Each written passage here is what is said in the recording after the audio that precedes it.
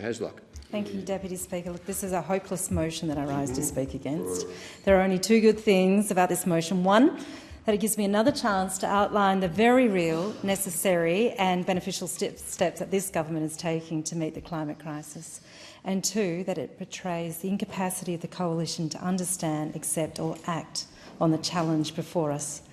Deputy Speaker, there are many portfolio areas in which the coalition are not fit to govern, and I say that climate change is first among them.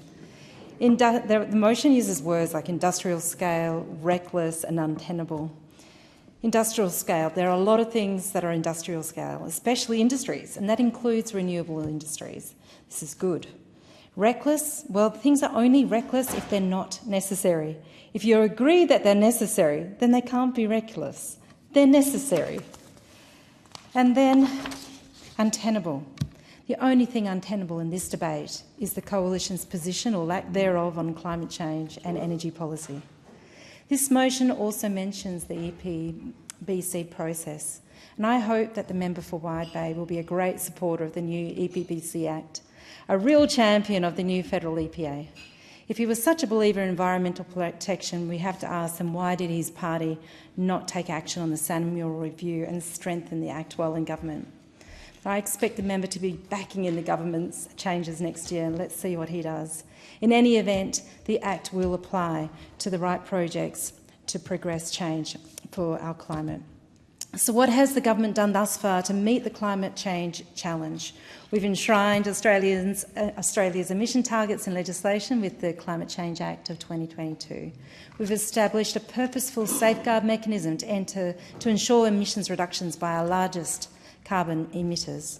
We've rolled out 6 offshore wind zones across Australia to support the transition to 82% renewable power by 2030.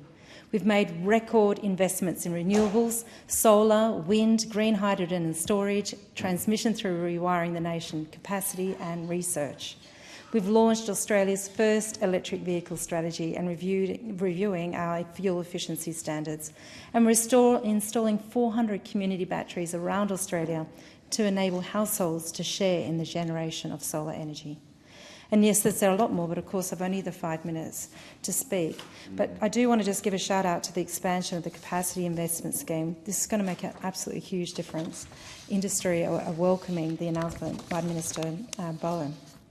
The motion also mentions nuclear power, and well, of course it does. But the member for Wide Bay should realise this is a mere pretence. Nuclear is much more expensive and dirty, and the small reactor technology isn't proven. Our top scientists recommend against it. The Liberal Party pretends to be interested in nuclear power for Australia, even though they know it doesn't stack up, because they want to curry favour with the nuclear industry. The nuclear industry pretend that they don't know it will never happen, perhaps trying to curry favour with investors. I'll come back to the investors. These meetings that they're having must be wonderful, everyone in the room pretending that they're talking about something real and everyone knowing that they aren't. It's a waste of everyone's time when really we don't have that time to waste.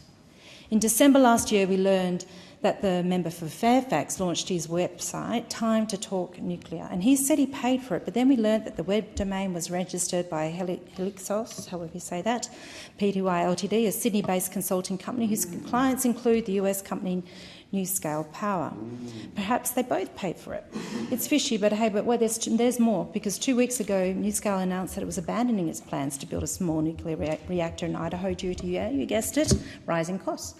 And just last week we learned that NuScale had been hit with, wait for it, yes, an investor lawsuit over the deal. It's a house of cards.